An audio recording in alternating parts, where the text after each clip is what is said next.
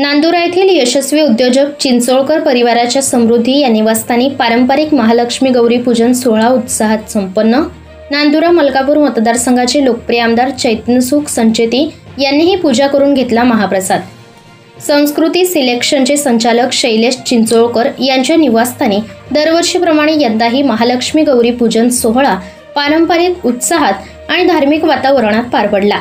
चिंचोळकर परिवाराचा हा कार्यक्रम अनेक वर्षांची परंपरा जपत असून 3 दिवस चालणाऱ्या सांस्कृतिक आणि भक्तिमय कार्यक्रमांनी समजलेला असतो।